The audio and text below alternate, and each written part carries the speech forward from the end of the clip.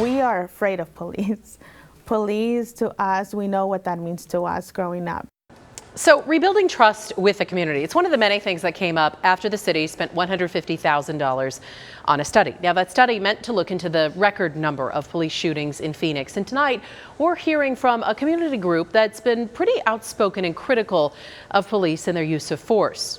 Their take on this study, and do they think this addresses the real problem here? ABC 15 investigator Sonu Wasu joins us with a look at their concerns.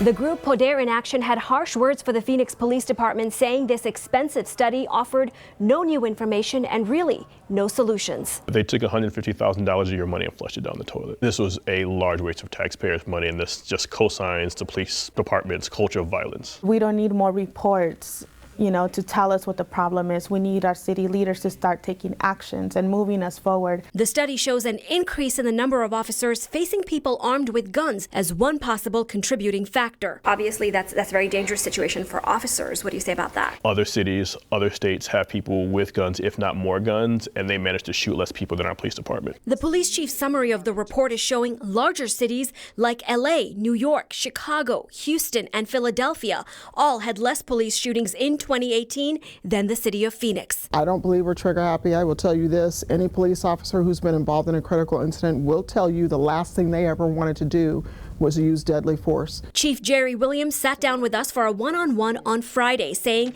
she's committed to following all of the recommendations given to them by the National Police Foundation, who conducted this study. These include documenting when officers point their guns at a person, improving training, more community engagement, and increasing transparency. This includes speeding up records requests when someone in the community or media asks the department for documents. It takes very long to get a report from you guys. Is that something you hope to change? We need to do better with our records management system, and that's a bigger talk and bigger concept and bigger discussion that we need to have with the rest of the city. The 72-page report does not break down how many of the 44 police shootings involved those who were mentally ill, but what it does show is police themselves feel they need more training to address these calls, and community members who feel police often show up and make the situation worse instead of better. Putting crisis counselors in squad cars with officers is now one of Chief Williams' top priorities. Sonu Wasu, ABC 15, Arizona. The city is putting together a task force to look into these mental health issues and how they can be addressed here.